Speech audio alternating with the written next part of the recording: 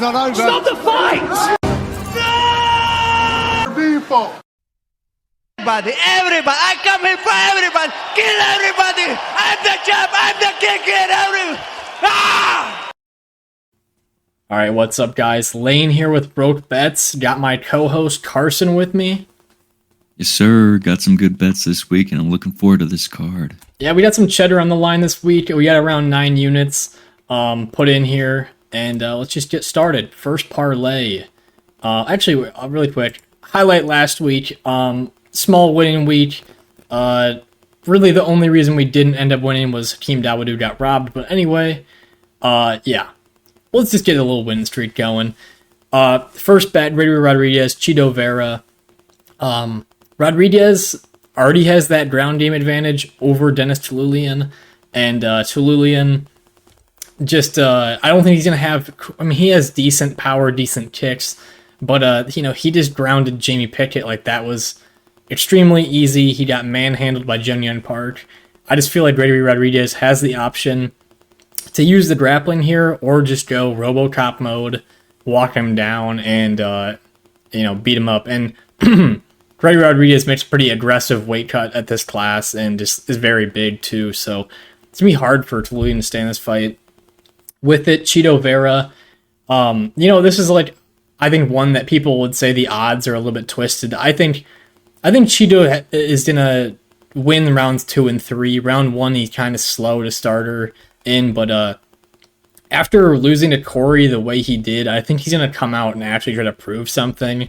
It'd be kind of disappointing for him to come out and just sit on his ass for a round and a half in this fight, and then try to catch up as it goes on. Not to mention guys like Dominic Cruz gave Pedro Munoz a ton of trouble, and I think Chito Vera, you know, took down Dominic Cruz and finished him, and I think there's just more weapons on the side of Vera. This dude is extremely durable, and I just feel like Chito's going to get it done here.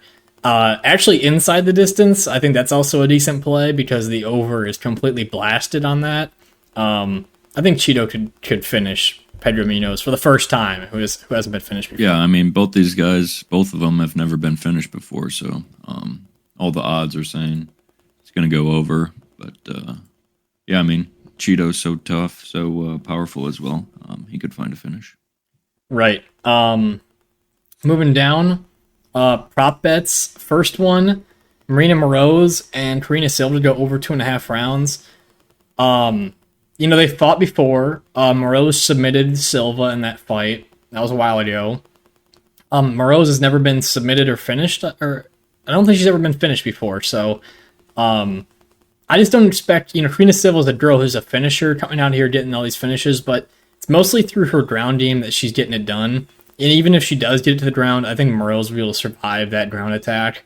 Not to mention, I don't think Morose has very good power in her hands, and Karina Silva can be very far at range on the feet, and it could just be a staring contest for quite a few minutes of the fight. So I do like the over in this.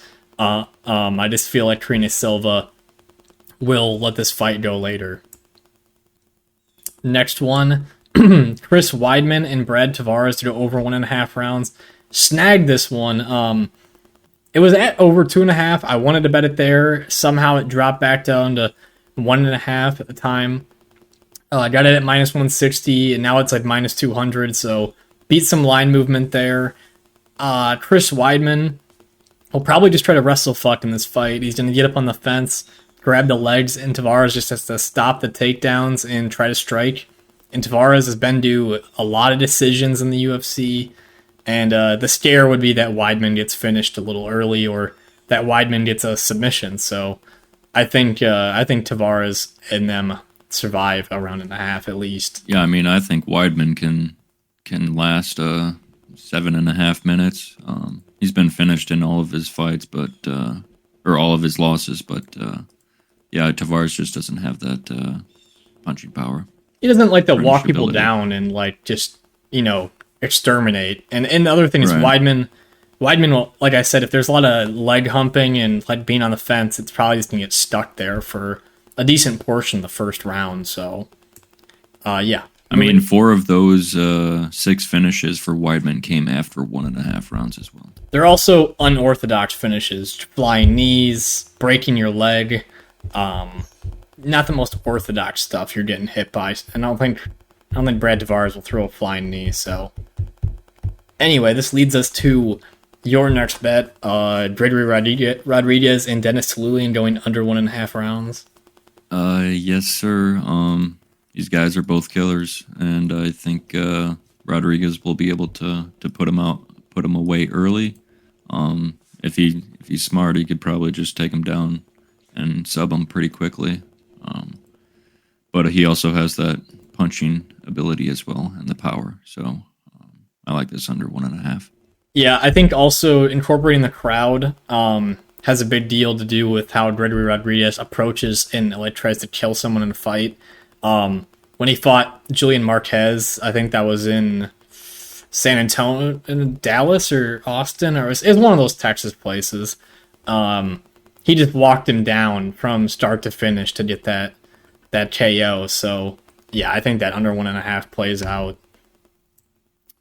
Next bet, Aljo and Sean to go under 4.5 rounds. Beat good line movement here as well. It's gonna be Sean needs that knockout. And we saw how high-paced that Petr Yan fight was with Sean O'Malley, where he was getting grappled. Take that in with Aljamain Sterling, who, if he doesn't get that finish by submission or knockout, there's just that chance that Sean could spark him as well. There's a chance that Aljo could just hold back control and not win this one. But I do think not win this one by finish, but I do think that he has such a strength advantage that he should be able to. And I like the under in this fight. What do you think about that one? Yeah, I mean, I think if O'Malley wins, it's probably by KO, and then you'd assume Sterling will be able to find a submission at some point throughout the 25 minutes. Right. Next bet, going against the grain of a lot of people. I know a lot of people are Zhang Weili fans, and I am too, but I just think Amanda Lemos is incredibly dangerous, and she has an opportunity to win this fight. Zhang Weili, a lot of the times, too, throws a kick and doesn't protect her chin the best. It happened in the Joanna fight a lot. And I just feel like Amanda Lemos... Happened in the Esparza fight as well. Right. Yeah, you go. Go ahead. Yeah, I mean, she threw her the lazy leg kick multiple times, and Carla hit her with a couple straights, popped her head back. I mean... of course, Carla doesn't have that stand-up game like Lemos, and I think Lemos will have way more power and could be able to knock her out.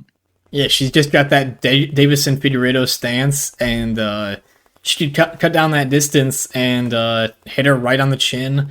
She's like very big for a strawweight and very fast, hits like a dude, and looks like a dude. Probably fucks girls. But I think there's a chance too she could pull a guillotine here. That's like one of her second round moves. And I'll talk about this fight further, so I'll keep moving on. Next bet, your bet, Ian Gary in the Weili and Lemos fight to not go the distance. Yeah, I mean, I think Lemos has the ability to end it in rounds 1 or 2, and then I think Zhang has the ability to win by finish in every round. So, yeah, I definitely like this one not to go the distance. In both of Lemos's losses, she was finished in both of them, and then the only loss decision for Zhang was the Rose split decision. Right. I would imagine, too, that it's the people are thinking it's going to be Lemos early or Zhang Weili late, and I think that's kind of how the fight will finish. Because Lemos looked tired in her fights before that she got to the third round or further, so. Yeah, I mean, in the third round with Rodriguez in her last fight, Lemos, they didn't really do anything for the first 2 rounds, so. Right. If Weili pushes that pace early, Lemos will definitely tire out a lot quicker. Which also seems like a thing. Like Weili has a hard time not putting the pace on people, and that's pretty evident. So it should be a pretty big barn burner from the start. Next bet, I'm doing over 1.5 in the Austin Hubbard fight with Ian Gary. Ian Gary's just going to be, like you said, probably too fast, going to move too well for Neil Magny. And I think Neil Magny's just looking a little stiff at his age, got a lot of miles on him. All that clinching, I think it's going to be hard to do against another tall opponent. And I think Ian Gary can move better and outpoint strike him. And with that... Yeah, I mean, there's a reason why Gary's been calling for Magny's name for a while now. It's a good matchup for him. It's like the gatekeeper. He wants the name on his resume. Yeah. And then Austin Hubbard over 1.5. Austin Hubbard's a decision machine. He's pretty tough. Hullabao does try to go for the finish, but I think it's just going to be hard for him to get a finish on Hubbard early. And there's a chance that Hubbard could possibly finish Hullabao, but he's just not the most aggressive guy. So I like that over 1.5 there. Finally, rounding off the card, I am playing Lemos in round 1 or round 2. A little sprinkle bet, because I think that's the only way she wins. And, unless this fight is incredibly slow, it could extend and she could win later, even possibly by decision, who fucking knows. But I think for how high pace it is, I got to take a shot at how she can win this fight as an underdog. And I think she's just a little bit too big of an underdog. So I'm playing into that stuff. And I like it. I like her chances here. Any other things you're thinking about here? Not too much that was sticking out. I was thinking about live betting Gerald Mearshart after round 1 because Petrosky has a lot of muscle, gets really tired just from his own grappling, and there's a chance that if we go later into that fight, that Gerald could take over. So maybe live betting Gerald instead of. Yeah, when Mearshart wins, it's either rounds 2 or 3, typically. Right. Blackshear Batista, I kind of like that over, but I'm just going to stay away, watch as a fan. And Natalia Silva, I think she's a good parlay leg, but this is also a big step up, so we'll see. Yeah. Other than that, picks will be out for UFC Singapore not long after the fights, maybe Sunday. So, yeah, yes, stay tuned. Peace. Peace. I know. It doesn't matter from the trenches. I'm built like this. The old doubted me said I couldn't do it. The all said I couldn't do it. Look at me now.